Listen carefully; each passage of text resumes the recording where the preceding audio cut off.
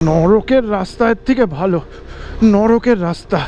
সান্দাকফু রাইডও কঠিন ছিল, কিন্তু এরকম ওয়েদারে মেছুকা আমার কাছে আরও বেশি কঠিন লাগছে। তার কারণ যারা সত্যি ট্রেল করতে ভালোবাসে তারা যদি একবার এই রুটটা করে, এটা হচ্ছে ট্রেলের বাপ। এখানে একটা হেলিকপ্টার ক্র্যাশ হয়ে পড়ে আছে, ওদিকে আমরা যাচ্ছি।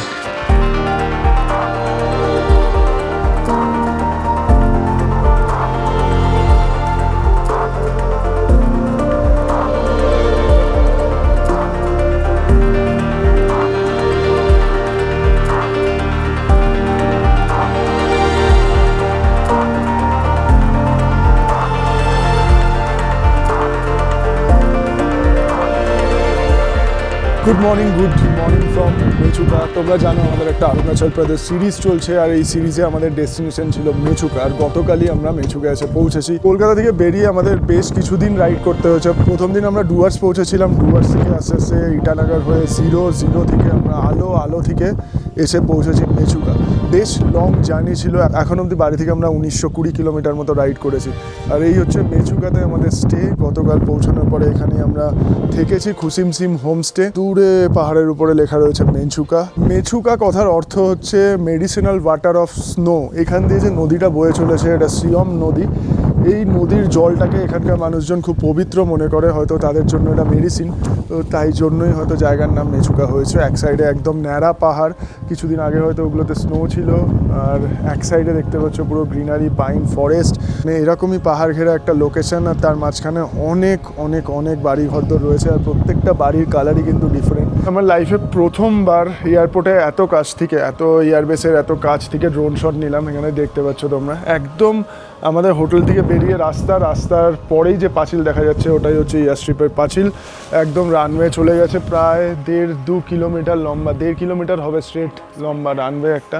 আমি ভাবতেই পারিনি যে এখান থেকে আমি ড্রোন ফ্লাই করতে পারবো। এর আগে কি জিরো আর আলোতে আমরা ড্রোন উড়িয়েছিলাম, তো সেখানে আমাদের এয়ারপোর্ট থেকে পারমিশন নিতে হয়েছিল। আমাদের ড্রোনেই অপশান এসে গেছিলো যে এয়ারপোর্ট থেকে পারমিশন নিতে হবে, কিন্তু মেছুকাতে সেরকম কিছু করতে হলো না। আমি জানি না কেন। আমি ড্রোন ওড়ানোর আগে বারবার ভাবছিলাম, আমি প্রত্যেককে জিজ্ঞেস করছিলাম এখানে লোকালদের যে ড্রোন ফ্লাই করা যাবে নাকি। বললো যে এয়ারস্ট্রিপের দিকে না নিয়ে গিয়ে এদিকে যদি ওড়াও তাহলে ওড়ানো যেতে পারে। ইভেন এই হোটেলের যে মালিক রয়েছে ওনার সাথে কথা বলেছি, ওনাকে কালকেও জিজ্ঞেস করেছি, আজকে আবার জিজ্ঞেস করেছি। উনি বললেন যে আমি বলছি তো নেওয়া যাবে, কোনো অসুবিধা নেই। আর আজকে কিন্তু আমরা মেছুকাতে বেশ কিছু সাইট সিইং করতে চলেছি। আজকে আমরা জার্নি করতে চলেছি ইন্ডিয়া তিবেত বর্ডারের দিকে। জানি না একদম বর্ডার অবধি আমরা যেতে পারবো নাকি, তবে বর্ডারে যাওয়ার জন্য যে পারমিট হয় সেগুলো আমরা বানিয়ে নিয়েছি। আমরা এসে হোটেলেই কথা বলেছিলাম, হোটেলের যে ওনার রয়েছেন উনি আমাদের পারমিট বানিয়ে সকালবেলা পাঠিয়ে দিয়েছেন 10টার মধ্যে। এখন 11টা বাজে, আমরা এখনই বেরোবো যাচ্ছি এখান থেকে। আর পারমিট বানাতে আপাতত কত টাকা লেগেছে সেটা আমি জানি না, সেটা হোটেলে ওনারকে জিজ্ঞেস করে তারপরে বলে দিতে পারবো তোমাদের। এর সাথে সাথে আমাদের কিন্তু ইনার লাইন পারমিটও বানাতে হয়েছে। ইনার লাইন পারমিট মানে অরুণাচলের আইএলপি ছাড়াও আরেকটা পারমিট লাগে বর্ডার এরিয়াতে যেতে গেলে। মানে এখান দিয়ে যে বর্ডার রয়েছে, নিয়ারেস্ট বর্ডার, সেদিকে যেতে গেলে কিন্তু আরও একটা পারমিট লাগে, সেটাই আমাদের হোটেলে ওনার বানিয়ে দিয়েছে। এই যে হোমস্টে রয়েছে খুসিমসিম হোমস্টে, এটা কিন্তু ছুটি.com থেকে আমাদের বুক করে দেওয়া হয়েছে। খুসিমসিম হোমস্টে মোটামুটি রুমগুলো ভালোই, কালকে ব্লগে তোমাদের দেখিয়েও দিয়েছি। মেছুকা থেকে আমরা যেতে চলেছি লামাং হচ্ছে ইন্দো সিনো বর্ডার, মানে লাস্ট পয়েন্ট যেখানে সিভিলিয়ানরা যেতে পারে। পুরো বর্ডার এরিয়া হবে না, বর্ডারের কিছুটা আগেই হবে, সিভিলিয়ানরা অত দূরে যেতে পারে। তো আমাদের পারমিট হয়ে গেছে, যেরকমটা তোমাদের বলছিলাম, পারমিট আমরা ক্যারি করে নিয়েছি। এই রাস্তা দিয়ে সোজা আমরা লামাংয়ের দিকে যাব। ট্রিপ টু জিরো করে নিয়েছি। লামাংয়ের ডিস্টেন্স কত সেটাও তোমাদেরকে জানাবো, মেছুকা থেকে লামাংয়ের ডিস্টেন্স কত সেটা তোমাদেরকে জানাবো। লামাং যেতে যেতে একটা বজরংবলীর মন্দির পড়ে, তো সেটা আমরা ভিজিট করবো। আর তার সাথে পাহাড়ে একটা দৃশ্য দেখা যায় যেটাতে পুরো বজরংবলীর মুখটা ফুটে ওঠে, সেই জায়গাটাও দেখার চেষ্টা করব। তবে আমরা অলরেডি একটু লেট হয়ে গেছি, আমাদের কাছে আইডিয়া ছিল না যে কখন সকাল সকাল যেতে হয়। আমরা জানি না যে আমরা আদৌ লামাং আজকে পৌঁছাতে পারবো নাকি, মানে আর্মি আমাদের অ্যালাউ করবে না। মেছুকাতে এসে কিন্তু আমরা ডোনিপোলো ফ্ল্যাগ দেখতে পাচ্ছি না, মানে এখানে যে রিলিজিয়ান ফলো করে সেটা ডোনিপোলো মনে হচ্ছে নয়, কারণ একটা ফ্ল্যাগও কিন্তু আমরা আপাতত দেখতে পাইনি। এখানে ক্রিশ্চিয়ানিটিও পাওয়া যায়, তার সাথে বুদ্ধিজমও থাকে, মানে বুদ্ধিস্ট লোকরাও থাকে আর কি। লাস্ট টাইম যখন আমরা আনিনি এসেছিলাম, আনিনির মেন চক থেকে বা আনিনির মেন প্লেস থেকে চিগু ক্যাম্প বা আচিসো ভিলেজের দিকে যাওয়ার সময় কিছুটা এরকম ল্যান্ডস্কেপ দেখা যাচ্ছিল, একদম ন্যাড়া এরিয়া থেকে আমরা পাইন ফরেস্টের জঙ্গলের মধ্যে ঢুকতে চলেছি। এখানে একটা গ্রাম রয়েছে ইয়র্কো, বাজে বৃষ্টি পড়ছে। মেচুকা থেকে একটু বেরোনোর পরেই বাজে বৃষ্টি পাচ্ছি আমরা। আমরা রেনকোটও ক্যারি করিনি আজকে, ভাবলাম একটুখানি ছবি টবি তুলবো, ভিডিও টিডিও বানাবো, রিল টিল বানাবো, তাই জন্য রেনকোটটা আর ক্যারি করলাম না। রেনকোট পরে না ছবি টবি তুললে খুব একটা ভালো লাগে না। সব এরিয়াতে কিন্তু প্রচুর কাজকর্ম চলছে। বর্ডার এরিয়াতে দায়িত্ব নিয়ে রেখে দিয়েছে বর্ডার রোডস অর্গানাইজেশন। রাস্তার কাজ চলছে, এখানে ব্রিজ তৈরি হচ্ছে, এটাও কিন্তু এটা ল্যান্ডস্লাইড জোন। আর তার সাথে ওরে বাবারে প্যাচ প্যাচে কাদা। ওই দেখো সামনে পাহাড়ে স্নো দেখা যাচ্ছে। কিছুদিন আগে হয়তো ড্রাই ওয়েদার ছিল আর এরকম সিচুয়েশন হয়েছে, এরকম কন্ডিশন হয়েছে, পুরো এরিয়াটাই পুড়ে গেছে। ড্রাই থাকলে পাহাড়ে একবার আগুন লেগে গেলে সেটা নিতে চায় না। এরকম দাবানল কিন্তু নেপালে আমরা একদম প্রত্যক্ষ করেছিলাম লাস্ট টাইম যখন আমি আর নীলাদ্রি নেপালের সে ফুকসন্দ যাচ্ছিলাম, তখন কিন্তু দাবানলের মাঝখানে পড়েছিলাম আমরা। এবার উপর দিকে উঠতেও হবে, চাকা স্কিড করার হাই চান্স রয়েছে এখানে। গুরুদুয়ারা সাহিব, এদিকে গুরুদুয়ারা রয়েছে। খুব সম্ভবত এখানে গুরু নানক সাহেব নিজে এসেছিলেন, খুব সম্ভবত এরকম একটা স্টোরি আমি শুনেছি। ফেরার সময় হাতে সময় থাকলে অবশ্যই আমরা গুরুদুয়ারা ভিজিট করে যাব।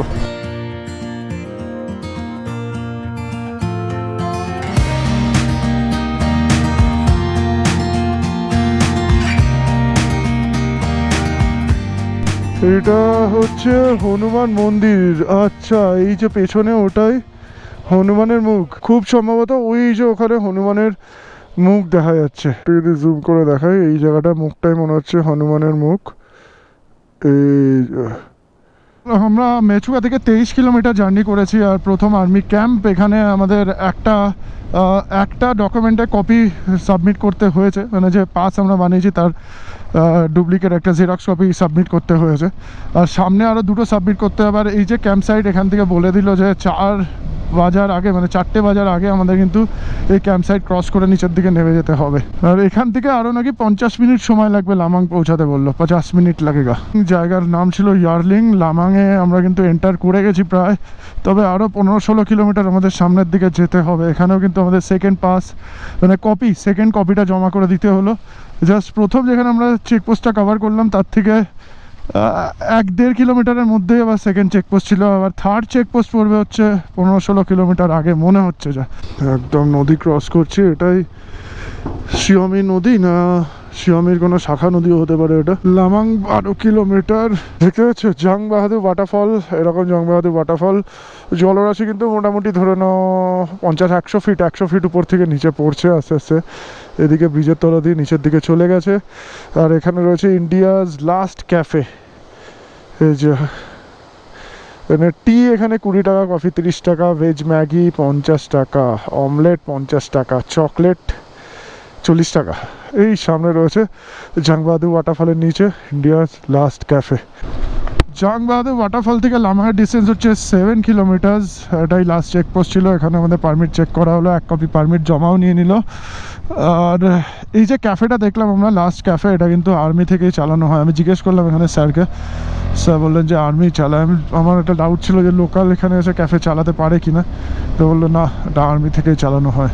ওটা ওয়াটার ক্রসিং, ওপাশেও বাইক এসে দাঁড়িয়ে আছে, কোথা দিয়ে ওয়াটার ক্রসিং ক্রস করবে। আমি একদম লেফট সাইডে নেবো ভাবছি। চলো,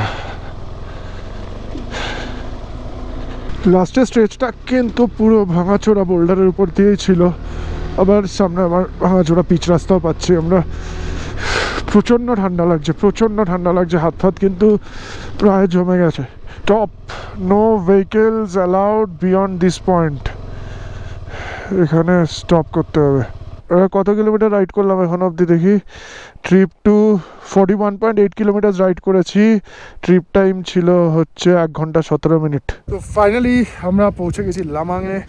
এটা হচ্ছে লামাংয়ের হেলিপ্যাড, পেছন দিকে রয়েছে। আর আই লাভ ইন্ডিয়া, এখানে আই লাভ ইন্ডিয়া এরকম একটা জাস্ট ফটো তোলার জায়গা।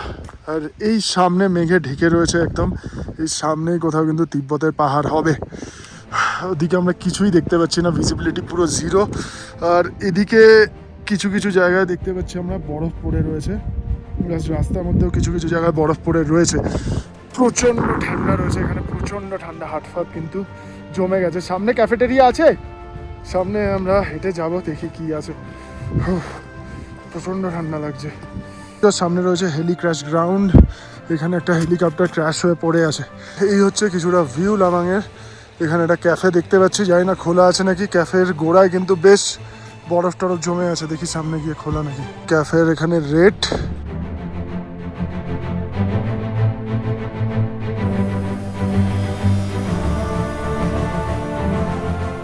হেলিক্রাশ গ্রাউন্ডের অপোজিটেই রয়েছে ছোট্ট একটা ক্যাফেটেরিয়া। এখান থেকে আমরা চা নিয়ে নিয়েছি। বেশি কিছু পাওয়া যায় না, চা বিস্কিট আর চিপস পাওয়া যায়। বিস্কিটের পুরো ডাব্বা নিতে হবে, ডাব্বার দাম হচ্ছে 240। আমরা বিস্কিট নিচ্ছি না, চিপস সেখানে রয়েছে, চিপস খাবো আর চা খাবো। চাটা অতিরিক্ত মিষ্টি হবে মনে হচ্ছে।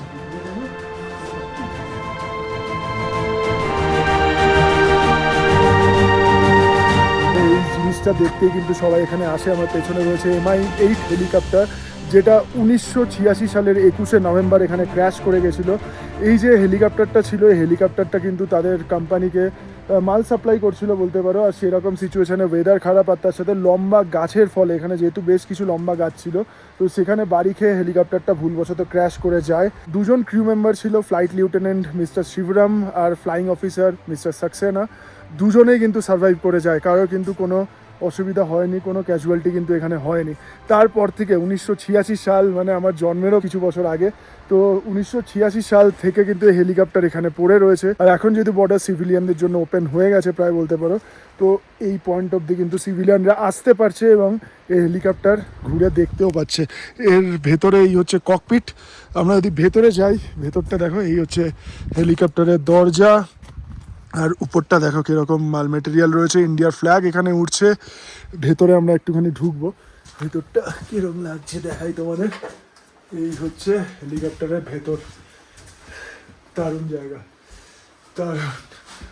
দারুণ লাগছে কিন্তু। এই দেখো, এই দিক থেকে যদি আমরা ককপিটটা দেখি, এই হচ্ছে ককপিট।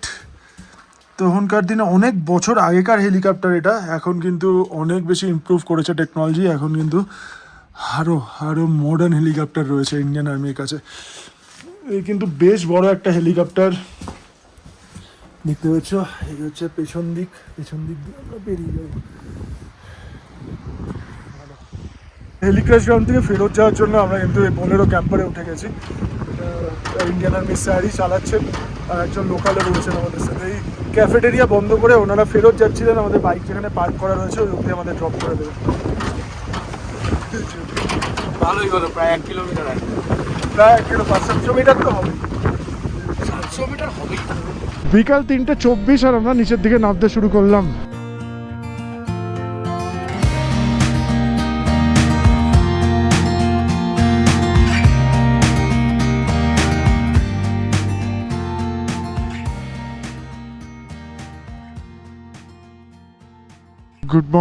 গুড মর্নিং ফ্রম মেচুকার যে কুসিমচিম হোমস্টে, আর তার সাথে হচ্ছে মেচুকার এয়ারস্ট্রিপ। আজকে আমরা মেচুকাকে বিদায় জানাতে চলেছি, মেচুকা ছেড়ে নিচের দিকে নামবো। প্ল্যান ছিল আরও একদিন মেচুকাতে স্টে করব, কিন্তু এত খারাপ ওয়েদার যে আর স্টে করার ইচ্ছা জাগলো না। আমরা ভেবেছিলাম একটু মেচুকার আশেপাশটা ঘুরে দেখবো, নদীর পাড়ে যাবো, একটু এনজয় করবো। তারপরে এখানে একটা গ্রাম রয়েছে দার্জিলিং, ওই গ্রামে যাব, কিন্তু কালকে সারাদিন ভেজার পরে আমাদের না প্ল্যান চেঞ্জ হয়ে গেছে। সকাল 9:26 বাজে আর আমরা বেরিয়ে পড়লাম মেচুকা থেকে। আজকে আমাদের গন্তব্য হচ্ছে আলো। প্রথমে আমরা ভেবেছিলাম আরেকদিন মেচুকাতে স্টে করে আলো ক্রস করে, মানে যেদিনকে বেরোবো, আগামীকাল যখন আমরা বেরোবো তখন আলো ক্রস করে বেরিয়ে চলে যাব, কিন্তু সেটা একটু কঠিনই হয়ে যেত, কারণ বুঝতেই পারছো ধৈর্যের পরীক্ষা তো চলছেই। এত কঠিন জার্নি, এখন আমাদের আবার 180 কিলোমিটার রাইড করতে হবে, তার মধ্যে 100 কিলোমিটার কাদা মাখা রাস্তা, প্যাচের রাস্তা দিয়ে। মেচুকা যদি আমরা দুটো জিনিস মেচুকাতে মিস করেছি, সেটা হচ্ছে একটা হাইকিং রয়েছে, এই যে এখানে দেখতে পাচ্ছ মেনচুকা লেখা রয়েছে। এই মেনচুকা লেখা এই অবধি ট্রেক করা যায়, 1.5 ঘন্টা মতো সময় লাগে। তো তোমরা যদি আসো এই ট্রেকটা করতে পারো, এখান থেকে কিন্তু মেচুকার বার্ড আই ভিউ পাওয়া যায়। আর তার সাথে এখানে একটা গুম্পা রয়েছে, পুরনো গুম্পা, সেটাও তোমরা ভিজিট করতে পারো। আর তার সাথে মেচুকা গ্রামটা ঘুরে বেড়াতে পারো, ঘুরে দেখতে পারো। আমাদের মেন ইচ্ছা ছিল মেচুকা গ্রামটা একটুখানি ঘুরে বেড়ানোর। আরেকদিন যদি, মানে আজকে যদি আমরা স্টে করতাম, যদি আজকে সকালবেলা উঠে দেখতাম যে রোদ উঠেছে, তাহলে হয়তো মেচুকাতে থেকে যেতাম। আমরা জানি যে সারাদিনই বৃষ্টি হবে এখানে, তো ঘুরতেও পারবো না। কালকে চপচপে ভিজে গিয়ে না মানে মুড অফ হয়ে গেছে। ও ভাই ভাই, বৃষ্টি হয়েছে কালকে সারা দিন, আজকে সকালবেলাও বৃষ্টি হয়েছে। মানে আলো ফেরার রাস্তা জাস্ট জাস্ট জাস্ট জাস্ট কিছু না রে ভাই রে। তারপরে আমাদের সব থেকে বেশি টেনশনের রয়েছে এখন রোড ক্লোজারটা নিয়ে। কখন এখন সামনে রোড ক্লোজার পাবো জানি না, কিছু জায়গায় হয়তো দাঁড়িয়ে পড়তে হবে আমাদের। ঠিক আছে, আমাদের হাতে টাইম আছে, যদি রোড ক্লোজারে সেরমভাবে না পড়তে হয় তাহলে আমরা একদম আলো থাকতে থাকতেই আলোতে পৌঁছে যাব। কালকে আমি প্রায় 2টো অবধি একটা ভিডিও এডিট করেছি, রাত 2টো অবধি, ইউটিউবে ব্লগ এপিসোড 3। তারপরে সেটাকে রেন্ডার করেছি, রেন্ডার করতে 1 ঘন্টা 10-15 মিনিট মতো সময় লেগেছে। তারপরে 3:30 নাগাদ, 3:30-3:15 নাগাদ ভিডিওটা আপলোডে বসিয়েছি আমার মোবাইলের নেট থেকে। মানে এয়ারটেল পোস্টপেড ইউজ করি আমি, মোবাইলের নেট থেকে আপলোডে বসিয়েছি। রাস্তা দেখো, সেটা আজকে সকালে আপলোড হয়ে গেছে। আমি মেচুকা থেকে একটা 30 জিবির ভিডিও আপলোড করতে পেরেছি আমার মোবাইলের নেট দিয়ে। তার সাথে সাথে আমরা গতকাল যে পারমিটটা বানিয়েছিলাম আমাদের হোটেল থেকেই বানিয়ে দিয়েছিল। তোমরা যদি আসো এখানে একদম হোটেলে কথা বললে ওরা নিজেরাই পারমিট বানিয়ে দেবে। 500 টাকা নিয়েছে দুজনের পারমিটের জন্য। চলো ভাই, কাদা তো চাকায় আটকাবে, স্লিপও করবে, কিন্তু বেরিয়েও যাব, এটা হচ্ছে ব্যাপার। বুঝছিস, মানে এখন টাইম হচ্ছে 10:30। 10:30টাও বাজেনি, 12টার সময় খুলবে নাকি, পাক্কা 12টা বাজে। 12টা বাজে 2 মিনিট বাকি আছে। আমাদের রাস্তা কিন্তু খুলে দিয়েছে। আয় আয়, এখানে আমাদের 1.5 ঘন্টা 1 ঘন্টা 32 মিনিট সময় চলে গেল। এবার আমাদের তাতোতে পৌঁছাতে হবে। তাতোর ডিস্টেন্স এখান থেকে 15 কিলোমিটার। তাতো পৌঁছে পেট্রোলটা ভরে নিতে হবে, আর তারপরে রাইড কিন্তু কন্টিনিউ করতে হবে, কারণ সামনে আবার পেনে বলে যে জায়গাটা রয়েছে ওখানেও কিন্তু রোড ক্লোজার থাকার কথা। এবং সেটা হচ্ছে 1:30 থেকে, দুপুর 1:30 থেকে 3টে 3:30 অবধি এরকম কিছু থাকার কথা। আমার কাছে আমন্ড ছিল, কিছু আমন্ড 1 প্যাকেটই ছিল বলতে পারো, সেটা আমরা কিছুটা খেয়ে নিয়েছি, প্রোটিন পেয়েছি কিছুটা। এবার এগোবো সামনের দিকে। খিদে পেয়েছে বলতে গেলে, খিদে পেয়েছে, কিন্তু খাওয়ার সময় পাওয়া যাবে না মনে হচ্ছে আজকে। বাবা, এখানে আবার ক্লোজার, রোড ক্লোজার। এখানে রোড ক্লোজ হয়ে রয়েছে, এখনো খোলেনি।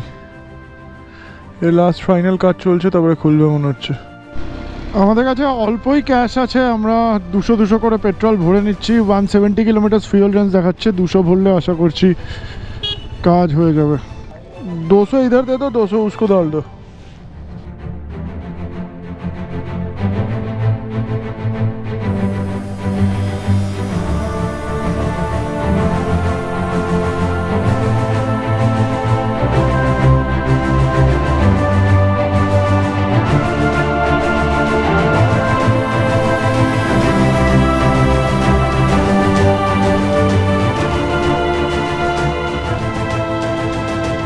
বাইক গেছে পড়ে।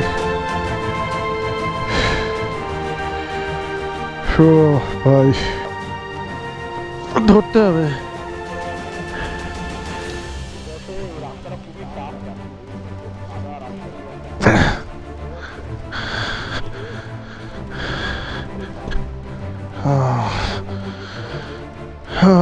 ভাই রে,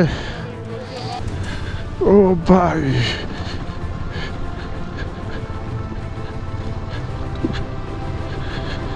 দেখেছ রাস্তার হাল, কি বলবো।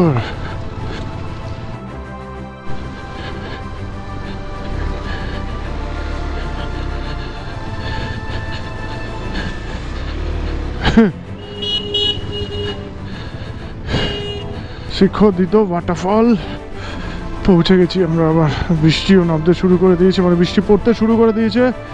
মারাত্মক কন্ডিশন হয়ে যাবে রাস্তার আবার বৃষ্টি পড়লে। তারপরে কোথায় রোড ক্লোজার আছে এখন। এটা কি ভাই, কি এটা? ও ভাই, এটা কোনো রাস্তা? এটাকে কি বলে দেখো তোমরা। ও জাস্ট মারাত্মক পাগলের মতো রাস্তা। নরকের রাস্তা এর থেকে ভালো, নরকের রাস্তা, সত্যি কথা বলছি।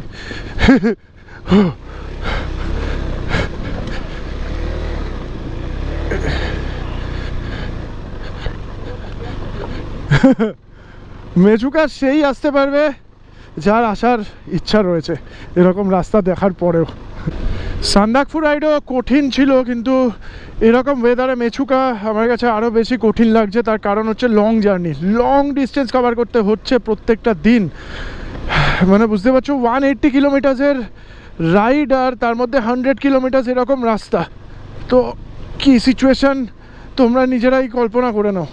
সান্দাকফুতে এক একদিন 30 কিলোমিটার 25 কিলোমিটার এরকম অফরোড করতে হয়েছে, কিন্তু 100 কিলোমিটার একদিনে এরকম কাদা রাস্তা যেখানে বাইকের চাকা সব সময় এদিক ওদিক খালি স্লিপ করে চলেছে, জাস্ট তোমরা ভাবো একবার এখান দিয়ে বাইক চালানো কতটা ডিফিকাল্ট। লাস্ট দিন যখন আমরা যাচ্ছিলাম তখন কিন্তু এতটা কাদা ছিল না, কাদা ছিল, ভয়ঙ্কর কাদা ছিল, কিন্তু আজকে যেন একটু বেশিই কাদা। যেহেতু বৃষ্টি হয়েছে, গতকালও বেশ বৃষ্টি হয়েছে, তাই জন্য এই সিচুয়েশান রাস্তার ভয়ঙ্কর হয়ে গেছে, ভয়ঙ্কর। আর এখনও আবার কন্টিনিউয়াসলি বৃষ্টি হচ্ছেই, তো আরও স্লিপারি হয়ে যাচ্ছে রাস্তা। সত্যি তোমরা যদি বাইকে বসে থাকতে, এখন বাইকের পেছনের সিটটা যদি তোমাদের হতো, তাহলে বুঝতে পারতে যে চাকাটা খালি এরম এরম এরম এরম করতে করতে যাচ্ছে বৃষ্টির মধ্যে মেচুকার রাস্তায়।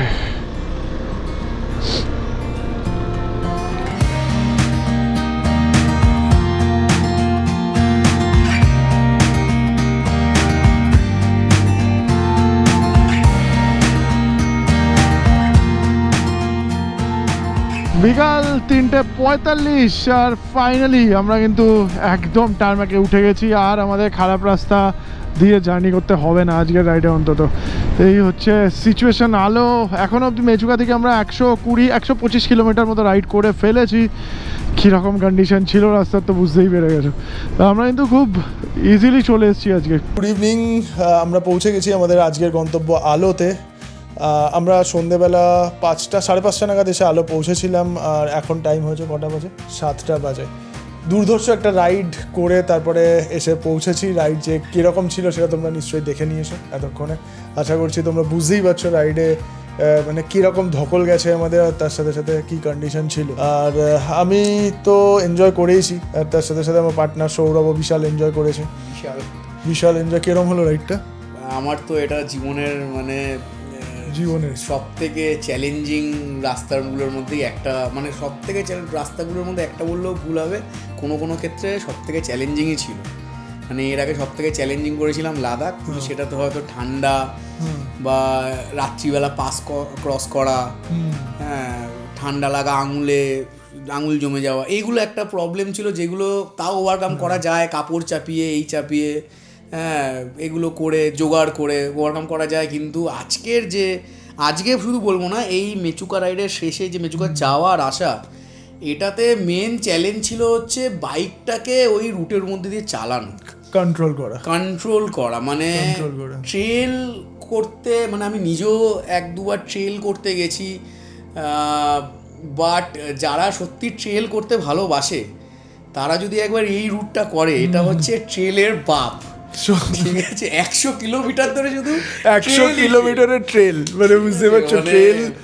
সত্যি মানে আমি এরকম অনেক রাইডারকে দেখেছি, তারা এখন না মানে ঘোড়ার থেকে বেশি ট্রেল করতে পছন্দ করছে। মানে কোনো জায়গায় যাবো 2-5 কিলোমিটার ট্রেল করবো, মানে সিরিয়াসলি বলতে যদি ট্রেল করতে হয়, হ্যাঁ মানে ট্রেল করবো, আমরা বাইক রাইড করবো জঙ্গলের মধ্যে দিয়ে, কাঁধার মধ্যে দিয়ে, ভাই এখানে আসো, এখানে আসো, হ্যাঁ এখানে আসো। 150 কিলোমিটার ধরে ট্রেল করো, 1 ফুট কাদা 1.5 ফুট কাদা, জল মানে চাকা ঢুকে যাচ্ছে, আর বাইকের চাকা মানে পিচ রোডের উপর কাদা, যেখানে যেখানে পিচ দেখা যাচ্ছে না, কোথাও পিচ দেখা যাচ্ছে না, সেখানে 2-3 ইঞ্চি করে কাদা রয়েছে, সেখানে চাকা 2 ইঞ্চি 3 ইঞ্চি করে এরকম করছে। আর যেখানে কাদা আছে সেখানে তো আমি তো বৈদিক অনেক জায়গাতেই চালাচ্ছিল, আমি পড়েও গেছি।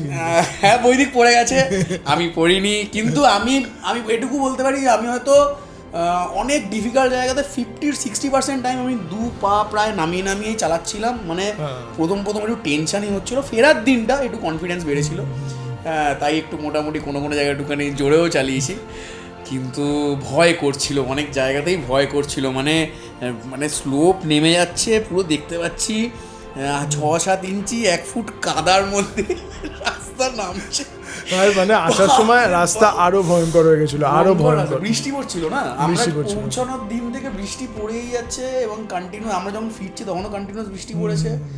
আর ভাই এর ট্রেলের বাপ ভাই এটা, আর আমি ভুলতে পারবো না কোনোদিন রাইডটা, এটা আমার লাইফে একটা সৌরভ এনজয় করে। সৌরভ আমাকে বলতে বলতে ইন্টারকমে বলতে আসছিল, পাপা থ্যাংক ইউ ভাই এইরকম একটা রাইডে। এটা সত্যি আমি ওকে আমার পাপা বলে ডাকি, তো সত্যি মানে থ্যাংক ইউ ভাই, মানে এই রাইডটাকে এটা ভোলার মতো নয়। যারা এটা করবে, যারা বাইক চালাতে ভালোবাসে, যারা রাইড করতে একটু অ্যাডভেঞ্চার করতে ভালোবাসে, তারা এটা এনজয় করবে। তাদের একটু ফাটবে, মানে একটু না অনেক ফাটবে, কিন্তু এটা মেমোরির মধ্যে গেঁথে থাকবে এই রাইডটা। এটা মানে লোকজন লাদাখ যাই, আমরাও সবাই গেছি এবং ওটা একটা মেমোরেবল রাইড। স্পিতি যাওয়া একটা মেমোরেবল রাইড। তো ভাই মেচুকা আসো, এটা এখন যদি আসো এই সময়, আমি জানি না ভবিষ্যতে রাস্তা অলরেডি তৈরি হচ্ছে, রাস্তার কাজ হচ্ছে, তবে এটা আমি বলতে পারি যে এই যে পাহাড়ের স্ট্রাকচারগুলো যেরকম রয়েছে, রাস্তা তৈরি হলে আবার ভাঙবে, বৃষ্টি হবে, মানে মনসুন বৃষ্টি একটা সিজনের পরে রাস্তার হাল এরকম। এটা ল্যান্ডস্লাইড প্রোন এরিয়া আছে। আমার ডিসপ্লে বলছে দুপুর 12:01 আর আলোকে বিদায় জানানোর জন্য আমরা রেডি। কিন্তু এই হচ্ছে লেনিয়া হোমস্টে, দারুণ ব্যবহার। ছুটি.comকে ধন্যবাদ দিতেই হবে যে আমাদের এরকম একটা লোকেশানে রেখেছে। এখানকার মানুষজন, এখানকার ভাইয়া আন্টি যে এখানে রয়েছে, সবার ব্যবহারই কিন্তু খুবই ভালো। আমরা একদম ঘর ফিল পেয়েছি, এখানে ঘরেই থেকেছি। আজকে আমাদের জার্নি NH13 দিয়ে 0 এখান থেকে 280 কিলোমিটার, তারপর যে 127 বাসার 41 বাসার 41, আমাদের মোস্ট প্রবলি বাসার যেতে হবে। আজকে আমাদের জার্নি হচ্ছে শিলিগুড়ির দিকে। তোমরা জানো আমাদের সেকেন্ড ট্রিপ, এই ট্রিপের প্রথম দিকে তোমাদের বলেছি আমাদের সেকেন্ড ট্রিপ রয়েছে গুরুদংবার লেক। আমরা বাড়ি যাব না, এখান থেকে ডাইরেক্ট গুরুদংবার ট্রিপে কানেক্ট করব। তো আমরা ওই ট্রিপে জয়েন করতে গেলে শিলিগুড়ির দিকে আমাদের যেতে হবে। তো আজকে আমরা টার্গেট কিছু নিয়ে বেরোইনি, মানে এখানেই পৌঁছাবো এরকম কোনো ব্যাপার নেই। যতদূর যেতে পারি ততদূরই যাব আজকে। তবে খুব সম্ভবত তেজপুর থাকার চেষ্টা করব। তেজপুরের ডিস্টেন্স ওই 420-25 কিলোমিটার মতো হবে আলো থেকে। আর আমরা যে রুটটা নিতে চলেছি, আমরা এখান থেকে বাসার হয়ে শিলাপাথর যাব, শিলাপাথর থেকে নর্থ লখিমপুর হয়ে আমরা তেজপুরের দিকে যাব। তারপরে তেজপুর থেকে আমরা ব্রহ্মপুত্র নদ ক্রস করব, কলিয়া ভ্রমরা ব্রিজ ক্রস করে আমরা একদম হাইওয়ে দিয়ে নগাঁও হয়ে গুয়াহাটি থেকে তারপরে শিলিগুড়ির দিকে জার্নি করব। তো এই হচ্ছে আমাদের প্ল্যান। যদিও আরও একটা রাস্তা রয়েছে, সেটা হচ্ছে এখান থেকে আমরা যদি বগিবিল ব্রিজ ক্রস করে জাস্ট ডিব্রুগড়কে বাইপাস করে একদম কাজিরাঙা ফরেস্টের ভেতর দিয়ে তেজপুরকে বাইপাস করেও গুয়াহাটি সাইডে পৌঁছানো যায়, কিন্তু ওই রাস্তাটা একটু লং, আমরা ওই দিকে যাব না। একটা জিনিস দেখলাম এখানে এসে, যেটা বুঝতে পারলাম, মেচুকা ট্রিপ যদি কেউ প্ল্যান করে আসে, সেটা 100% কমপ্লিট করতে পারবে এরকম কোনো গ্যারেন্টি নেই। কারণ আমি জাস্ট মেচুকার কয়েকটা ছবি আপলোড করেছি ইনস্টাগ্রামে, তো আমার কাছে বেশ কয়েকটা কমেন্ট এলো, ওখানে দেখলাম ছবি দিয়ে, দাদা আমরা যেতে পারিনি ল্যান্ডস্লাইডের জন্য যেতে পারিনি, এরকম 2-3টে কমেন্ট আমি পেলাম। আর তারপরে আন্টিজি, এই হোটেলের আন্টিজি হোমস্টের আন্টিজি আমাদের বললো যে এরকম অনেকবার হয়েছে, ওনাদের অনেক গেস্ট মেচুকার জন্য বেরিয়েছে, ল্যান্ডস্লাইডে আটকা পড়েছে, আবার ব্যাক করে হোমস্টেতে এসে 2-3 দিন আরও থেকে ওয়েট করেছে, আবার মেচুকার দিকে জার্নি করেছে, গিয়ে তখনও করতে পারেনি, আবার ব্যাক করে ফিরে আসতে হয়েছে, মানে ব্যাক করতে হয়েছে। মেচুকা ট্রিপ কমপ্লিট করা কিন্তু সবার ভাগ্যে থাকে না, আর আমরা সেটা সাকসেসফুল করতে পেরেছি, মেচুকা জার্নি করতে পেরেছি, এরকম একটা ওয়েদারে মেচুকা জার্নি করতে পেরেছি। ওই জন্য মানে ভগবানকে ধন্যবাদ দিতেই হবে। থ্যাংক ইউ সো মাচ এত সুন্দর একটা জার্নির এক্সপিরিয়েন্স করানোর জন্য। আমরা যে করতে পারলাম, হ্যাঁ আমরা চেষ্টা করেছি, আমরা হার্ডওয়ার্ক করেছি, আমরা সব রকমভাবে চেষ্টা করেছি, নেচারের সাথে থেকে চেষ্টা করেছি, তো তার জন্য আমাদের লাক ফ্যাক্টরও কাজ করেছে কিছুটা। থ্যাংক ইউ ভগবানকে, থ্যাংক ইউ জানাতেই হবে। থ্যাংক ইউ মা বাবা, থ্যাংক ইউ বনি, থ্যাংক ইউ সৌরভ আমার পার্টনার, একসাথে দারুণ এনজয় করলাম আমরা। আর একটা জিনিস অবশ্যই তোমাদের সাথে শেয়ার করা আছে, আমার বাইকের ফিটনেস নিয়ে কোনো কথাই হবে না। এই বাইকটা আমার সাথে যেরকমভাবে পারফর্ম করেছে, মানে একদম পাল্লা দিয়ে, এই বাইকটা না থাকলে হয়তো আমি অনেক কিছুই লাইফে অ্যাচিভ করতে পারতাম না। খুব একটা বেশি বয়স নয়, 92,220 কিলোমিটার এখন অবধি বাইকটা চলেছে, আর তুখর পারফরমেন্স। বাইকের ইঞ্জিনের সাউন্ড যদি তোমরা শোনো না, তাহলে জাস্ট আমার কানের জন্য তো সুদিং, দারুণ সাউন্ড বাইকের এখনও অবধি। ইঞ্জিনের কন্ডিশন এত ভালো রয়েছে যে কি বলবো, একদম হাওয়ায় উড়ছে বাইক, হাওয়ায় উড়ছে। তো বাইকটাকে স্যালুট জানাতেই হবে, কিছু বলার নেই। এই বাইক সত্যি অনেক সাথ দিয়েছে আমাকে, অনেক সাথ দিয়েছে।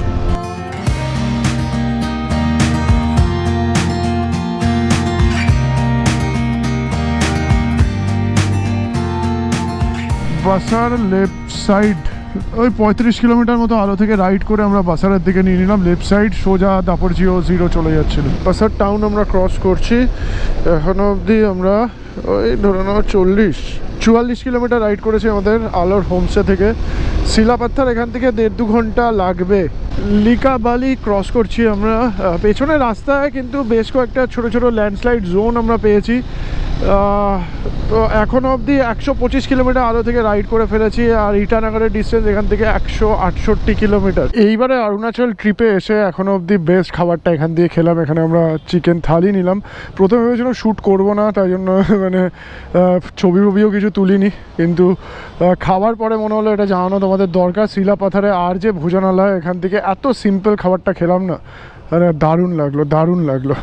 প্রত্যেকটা জিনিস আলু ভাজা থেকে শুরু করে সবজি, তার সাথে চিকেনের পিসগুলো ছোট ছোট, কিন্তু বেশ ভালো লাগলো। 540 টাকা টোটাল আমাদের বিল হয়েছে। 2 প্লেট চিকেন থালি, তার সাথে ডাবল ডিমের অমলেট 2টো, জলের বোতল 1টা, 2 cup coffee, black coffee without sugar. এই হচ্ছে আর যে ভোজনালয়, আর যে লজ। এই হচ্ছে শিলাপাথর থেকে আমাদের হাইওয়ে নিতে হবে, সোজা গিয়ে রাইট সাইডে highway.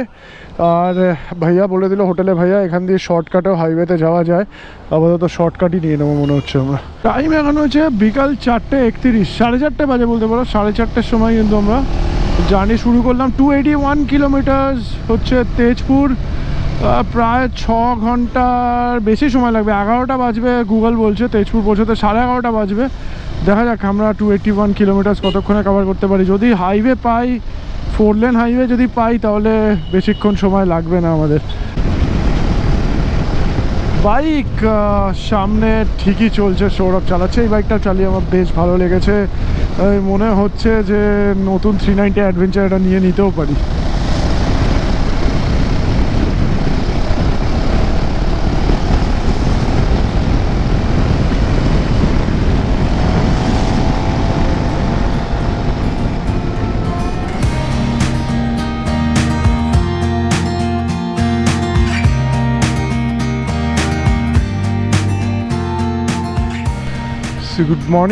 Good morning from Biswanath Chariali. এই হচ্ছে বিশ্বনাথ চারালিতে প্রদ্যুৎ হোটেল। গতকাল আমরা এখানে স্টে করেছিলাম। জাস্ট তেজপুর আর গহপুরের মাঝখানে হচ্ছে বিশ্বনাথ চারালি। সকাল 11:39 বেরিয়ে পড়লাম আমাদের মেচুকা ট্রিপের ফাইনাল পার্ট বলতে পারো, ফাইনাল ল্যাপ বলতে পারো। ফাইনাল ল্যাপ না, ফাইনাল ডে, কারণ এরপরে আমাদের আরও একটা ট্রিপ শুরু হবে, সেটা হচ্ছে গুরুদংমার রাইড আমাদের 2 দিন পর থেকে শুরু হবে। আমরা কিন্তু বাড়িতে যাব না, আমরা আজকে থেকে যাব ডুয়ার্সে শিলাপাতাতেই স্টে করতে চলেছি আজকে আমরা। আর ওখান থেকেই আমরা জয়েন করব গুরুদংমার রাইডে, অ্যাডভেঞ্চারাস বাঙালির adventure motor ride. IT Gurudongmar lake, ওখানে বেশ ওয়েদার খারাপ ছিল, রাস্তা বন্ধ রয়েছে। আজকেও ইভেন গুরুদংমার ক্লোজ আছে সকাল অবধি যা নিউজ। হয়তো যেহেতু, আর তার সাথে এটাও নিউজ আমরা পেয়েছি যে ওয়েদার ক্লিয়ার হয়ে গেছে, ওখানে হয়তো রাস্তাঘাট আজকালের মধ্যে খুলে যাবে। আগামী পরশুদিন কলকাতা থেকে আমাদের টিম বেরোবে, রাইড বেরোবে। টোটাল 47 জন রাইডার ওখান থেকে বেরোচ্ছে। আমরা 2 জন এখান থেকে জয়েন করব, না 46 জন ওখান থেকে কলকাতা থেকে বেরোচ্ছে, আর আমরা এখান থেকে 2 জন জয়েন করব। Total 48, lucky number. 2টো রাস্তা রয়েছে এখন শিলাপাতা যাওয়ার। একটা যে রাস্তা দিয়ে আমরা এসছিলাম, মানে উদালগুড়ি হয়ে, আমরা সেই রাস্তাটা নেব না। ওই রাস্তাটা একটু ন্যারো, একটু কনজেস্টেড। আমরা একদম হাইওয়েতে থাকবো। এই হাইওয়েতে থাকার জন্য আমাদের টোটাল 96 কিলোমিটার বেশি জার্নি করতে হবে। মানে আমরা যদি উদালগুড়ি হয়ে যেতাম, তাহলে 460 কিলোমিটার শিলাপাতা ফরেস্টের ডিস্টেন্স এখান থেকে। বিশ্বনাথ চারালি থেকে তেজপুর 41 কিলোমিটার।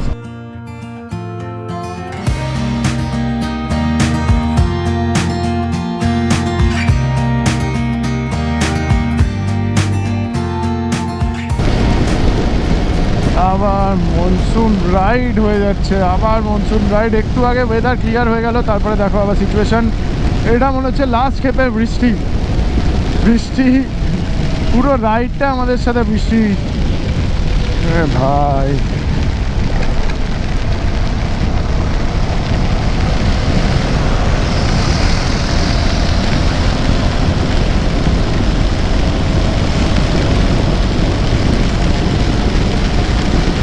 ব্রহ্মপুত্র নদ চলে এসছি আমরা, ব্রহ্মপুত্র ক্রস করবো এবার। এটা কলিয়া ভ্রমরা। ও কি লাগছে ভাই, কি চওড়া দেখেছিস ব্রহ্মপুত্র।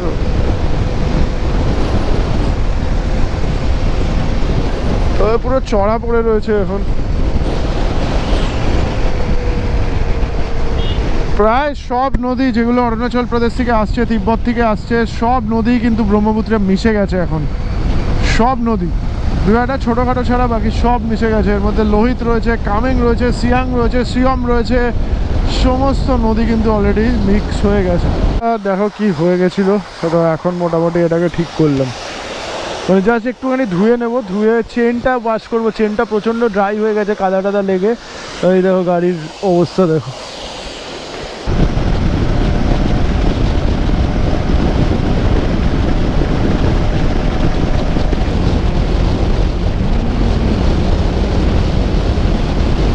আমরা কিন্তু গুয়াহাটির কাছাকাছি চলে এসেছি, গুয়াহাটি ঢুকছি। এই রাস্তার রাইট সাইডে বাড়িগুলো দেখা যাচ্ছে, এটা হচ্ছে আসামে পড়ছে, আর লেফট সাইডে যে বাড়িগুলো দেখা যাচ্ছে এটা হচ্ছে মেঘালয়তে পড়ছে। গুয়াহাটি পেরোচ্ছি আমরা, একটু আগে লাঞ্চ করলাম। এখানে প্রায় 1 ঘন্টা 20-25 মিনিট সময় কাটিয়েছি আমরা।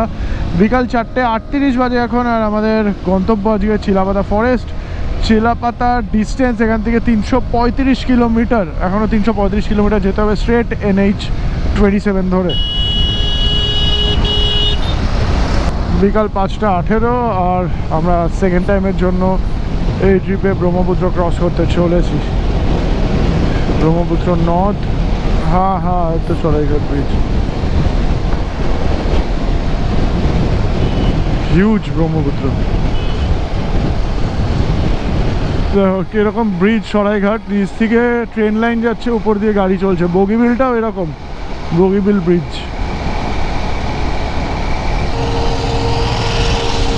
ও লাভলি।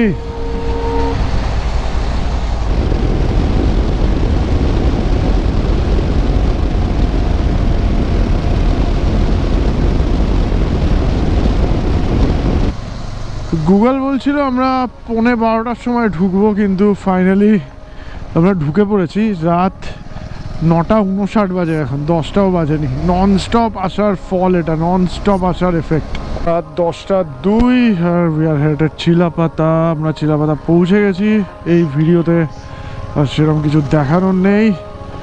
নেক্সট ব্লগ এখান থেকে শুরু হবে, টুয়ার্ডস গুরুদংবার লেক উইথ অ্যাডভেঞ্চারাস বাঙালি। আর এই ট্রিপে 3093.6 কিলোমিটার রাইড হয়েছে।